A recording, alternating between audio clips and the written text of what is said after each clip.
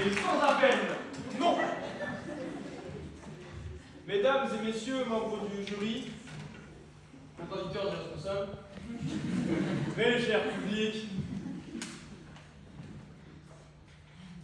je me dois de vous faire une confidence ce matin. L'humain, je ne le comprends pas. Il crée des lois et sanctionne ceux qui ne s'y soumettent pas. Il se plaint des délinquants, il se plaint des meurtriers, et il en crée d'autres. Ce qui fait qu'aujourd'hui, nous sommes là à nous poser la question de comment on va les punir. Pierre, tout à l'heure, vous a donné la définition du robot. Moi, je vous parlerai du robot humanoïde. En disant cela, C3PO n'est-il pas apparu dans votre esprit à bord du Faucon Millenium? C3PO, l'ami de R2D2 dans Star Wars. Voilà. Ceux qui n'ont pas la référence, vous reverrez vos classiques. Des C3PO ou des Cassandra, il en existe aujourd'hui. Et sont-ils véritablement autonomes? En tout cas, ils ne le sont pas comme nous, pas comme vous et moi. Moi, si je veux bouger mon pouce, comme ceci, je le fais. Pourquoi? Pour la simple et bonne raison que je veux le bouger. Je m'émerveille devant la mécanique du corps, et puis il est beau. Et il bouge bien. Pourquoi un robot bougerait-il son pouce juste pour le bouger? Le constructeur dirait: tiens, Marc, viens voir. Ah, il bug celui-là. Renvoie-le-moi à l'usine. Ce que je veux que vous compreniez ce matin, c'est que les robots sont programmés. Et quand bien même ils seraient dotés d'une intelligence artificielle, ce qu'ils font, chaque chose qu'ils vont faire est censée. Pas comme nous, les humains. Pas comme Pierre.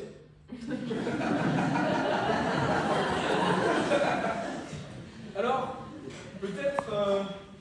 Ah, tenez d'ailleurs, le 10 octobre 2024, Tesla a fait une présentation de son robot Optimus, humanoïde, soi-disant autonome, seulement 8 heures, je précise. Et un visiteur avait demandé à l'un de ces robots qui était en train de servir au bar un cocktail s'il était contrôlé à distance. Ce à quoi Optimus a répondu: non, je ne suis pas complètement automatisé, je suis assisté par un humain. Alors, de cet aveu, nous pourrions dire que le débat est clos. Si derrière il y a un humain, c'est cet humain qui verra sa responsabilité engagée. Finalement, la question peut-être que nous devrions nous la poser pour plus tard. Si les robots devenaient vraiment autonomes, faudrait-il créer un cadre juridique? La question est non. Imaginons une sorte de C3PO édition 2050, issue d'une collaboration étroite entre Apple, Samsung, Tesla, le summum de la technologie, le summum de l'autonomie. C3PO serait tellement performant qu'on l'aurait installé dans les maisons de retraite, dans les crèches, en somme, là où les humains ne sont pas autonomes. Et un beau jour, C3PO, comme il est irréparable, il étouffe une vieille femme qu'il devait assister. Alors, premièrement, C3PO a violé la loi numéro 1 d'Asimov, que Pierre vous a citée tout à l'heure. J'espère que vous en souvenez. Deuxièmement, il faut savoir si, au regard de notre droit, C3PO a commis un meurtre, au sens de l'article 221-1 du Code pénal. L'élément matériel ne serait pas le plus dur à caractériser, mais l'élément moral.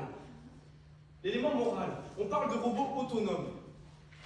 Cela voudrait dire que ces agissements ne doivent plus rien à l'intervention directive de l'homme. Alors quoi, on dirait que le robot est capable de discernement? Qu'il a eu la conscience de commettre un acte illicite? Plus encore, qu'il a eu la volonté d'arriver au résultat déterminé qu'est la mort d'autrui? Oh, ça nous semble un peu tiré par les cheveux. Mais pour continuer dans ce raisonnement absurde, accordons l'élément moral. Très bien, C3PO a commis un meurtre, qui plus est sur une personne vulnérable en raison de son âge, ce qui porte la peine à une réclusion criminelle à perpétuité. À perpétuité, mesdames, messieurs. Un robot, dans une prison. On peut le mettre hors service, on peut le débrancher. Mais rappelons-nous les objectifs de la peine, évoqués à l'article 130-1 du Code pénal, qui sont de punir, de dissuader et de protéger. Le robot va-t-il regretter son acte? Non, je ne crois pas. Le robot a-t-il une appréciation du temps? Non plus. Et nous n'avons pas évoqué la peine d'amende. Imaginons que C3PO commette un vol. 311-1 du code pénal, le vol est puni de 3 ans d'emprisonnement et 45 000 € d'amende. 45 000 € d'amende, mesdames et messieurs. 45 000 € d'amende, comment va-t-il les payer? En bitcoin?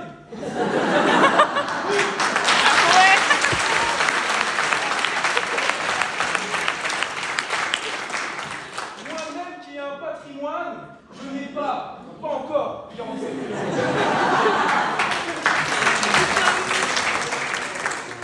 En réalité, soyons sérieux. Soyons sérieux, punir un robot, punir une machine, c'est comme gronder son grille-pain parce que votre tartine sort trop grillée. Vous lui mettez un coup de tournevis au grille-pain. Ouais. Nous avons ce qu'il faut déjà. Vous avez évoqué, oui, la responsabilité du fait des choses, 1242. Pour vous, ça ne servira à rien. Moi, je vous le dis, l'homme doit être responsable. Oui, la jurisprudence de l'arrêt Franck 1941 a dégagé 3 principes, usage, contrôle, direction. Réunis, on pourrait retenir la responsabilité de l'homme. Et je me dois de rebondir sur un argument fallacieux de Gabriel. Je peux? La voiture autonome, Tesla, hein? Eh bien, figurez-vous qu'une ordonnance du 14 avril 2021, ça fait déjà 4 ans, pas besoin de créer un autre truc, a rajouté 2 articles dans le code de la route. Alors oui, le conducteur, si la conduite a été totalement déléguée au système automatisé, le conducteur ne sera pas retenu responsable. Mais le constructeur, je dis le conducteur ou le constructeur?